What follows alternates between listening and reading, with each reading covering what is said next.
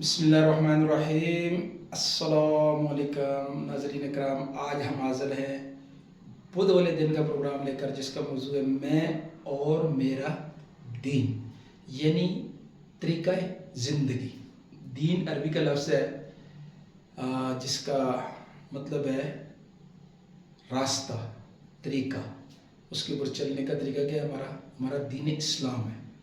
تو ہمارا جو راستہ ہے وہ سلامتی والا راستہ ہے، تو ہم ہر پروگرام میں اس پہ بات کرتے ہیں۔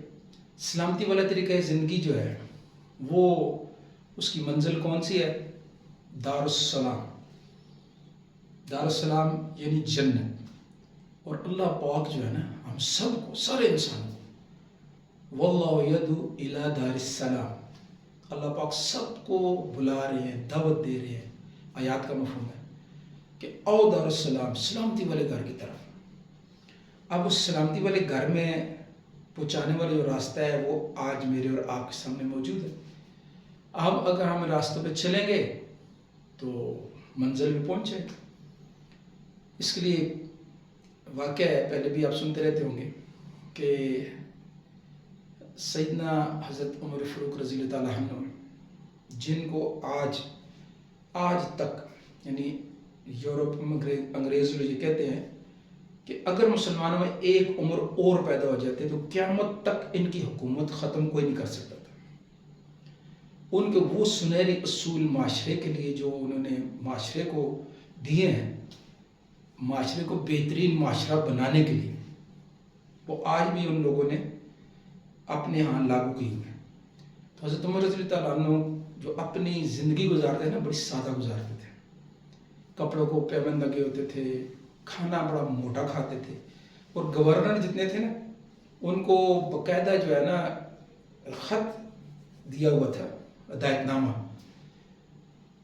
کہ جو بھی جتنے علاقوں کے گورنر ہیں وہ گھوڑے کے اوپر سواری نہیں کر سکتے، یعنی سواری کے لیے اونٹ یا گدا وغیرہ استعمال کرنا ہے، اور کپڑا باریک نہیں پہن سکتے، موٹا کپڑا پہننا ہے، اور کھانا جو ہے نا وہ موٹا کھانا ہے، یعنی حقائق کے اوپر رہنا ہے، حقیقی زندگی کے اوپر رہنا ہے۔ عیاشی میں لگ کے پھر آدمی اللہ کو بھول جاتا ہے۔ تو وہ خود ایسی زندگی گزار رہے تھے۔ اب آگے جو ہے ان کے جو واقعات آتے ہیں، اللہ رب العزت نے اس کے اندر جو ہے وہ کتنے تو کچھ صحابہ رضی اللہ تعالیٰ اجمعین کو ترس آیا کہ اب فتوحات ہو چکی ہے اور مال کافی آ گیا ہے، تو حضرت عمر رضی اللہ تعالیٰ عنہ کو بھی یعنی اپنی زندگی بدلنی چاہیے، یعنی آسائشیں جو ہیں وہ لینی چاہیے۔ تو اب وہ کوئی ہمت نہیں ہو رہی تھی کہ ان سے بات کون کرے، تو ان کی بیٹی حضرت حفصہ رضی اللہ تعالیٰ عنہ کے پاس کچھ صحابہ جو ہے وہ گئے اور ان سے پردے میں بات کی کہ ہم یہ پیغام جو ہے ان تک پہنچانا چاہتے ہیں کہ وہ اپنا وظیفہ کچھ بڑھا لیں یا کچھ ذرا زندگی اپنی کو بدل لیں۔ اب فتوحات ہو گئی ہیں، اب اللہ پاک نے بہت ساری چیزیں عطا کر دی، تو آپ بھی ان چیزوں سے ذرا لطف اندوز ہیں۔ حضرت حفصہ رضی اللہ تعالیٰ عنہ اور بعض روایتوں میں بتایا کہ حضرت عائشہ رضی اللہ تعالیٰ عنہ دونوں کو ان لوگوں نے کہا، تو دونوں ان کے پاس گئے اور جا کر یہ ان سے درخواست کی، تو وہ سمجھ گئے۔ انہوں نے پوچھا کہ تمہیں کن لوگوں نے بھیجا ہے؟ انہوں نے کہا پہلے آپ بتائیں کہ آپ کی رائے کیا ہے، پھر اس کے بعد ہم بتائیں گے کن لوگوں نے بھیجا ہے۔ انہوں نے فرمایا کہ اگر تم مجھے ان کا نام بتا دیتی تو میں ان کے چہرے بدل دیتا۔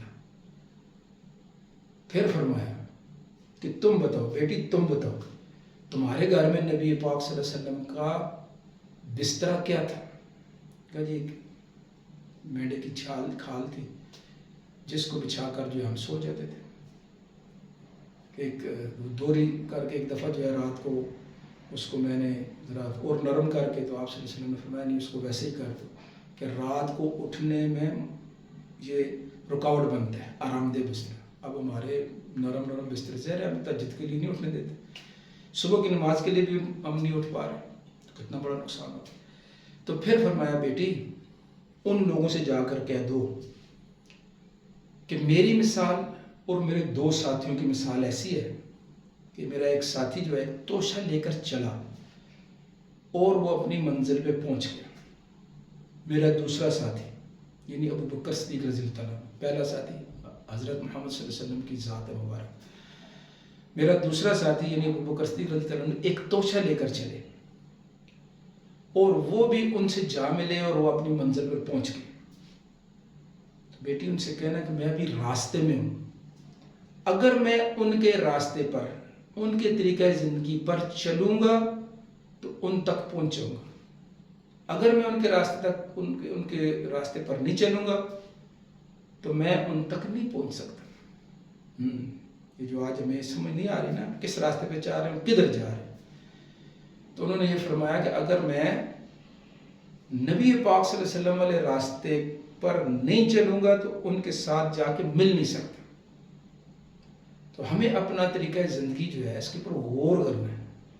ہمارے پیارے نبی پاک صلی اللہ علیہ وسلم فرمان ہے کہ میں تمہارے لیے دین کی ایسی شاہراہیں، یعنی ایسے اس زمانے میں جس کو موٹر وے کہتے ہیں، ایسی شاہراہیں، بڑے بڑے راستے چھوڑ کے جا رہا ہوں جن کی راتیں بھی دنوں کی طرح روشن ہیں، جن کی راتیں بھی دنوں کی طرح روشن ہیں۔ اور اب وہ زندگی جو ہے نبی پاک صلی اللہ علیہ وسلم کی زندگی، آل بیت کی زندگی، حضرات صحابہ کرام رضی اللہ عنہم کی زندگی ہمیں کہاں سے ملے گی؟ اس کے لیے میں جو یہ پروگرام ہوتا ہے، میں اور میرا دین اس میں خصوصی درخواست کرتا ہوں کہ آپ جو ہے نا حیات الصحابہ، یہ مولانا یوسف صاحب رحمۃ اللہ علیہ کی لکھی ہوئی 3 جلدیں ہیں، کتب خانہ فیضی کی، یہ 3 جلدیں، یہ آپ ضرور لائیں اور اس میں ان مقدس ہستیوں کا راستہ تو کم از کم معلوم کر لیں، اس میں وہ راستہ معلوم ہو جائے گا۔ اور یقین کریں کہ اگر ان 3 جلدوں کا 5 6 بار 7 8 بار مطالعہ کر لیں تو جب آپ کے سامنے کوئی حدیث بیان کی جائے گی، کوئی واقعہ بیان کیا جائے گا، تو آپ کے سامنے اس وقت کا مکہ مدینہ کا، ان جو غزوات ہیں ان کا، اور نبی پاک صلی اللہ علیہ وسلم کی ذات کا اور صحابہ کے ان کے اٹھنے بیٹھنے، وہ پورا خاکہ ذہن میں آ جائے گا کہ وہ کیسے کر رہے ہیں۔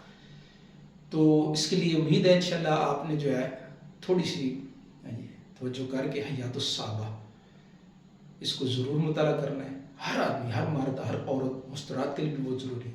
کیوں کہ ہمارے لیے جو ستارے بتائے گئے نا وہ صحابہ ہیں، سٹارز۔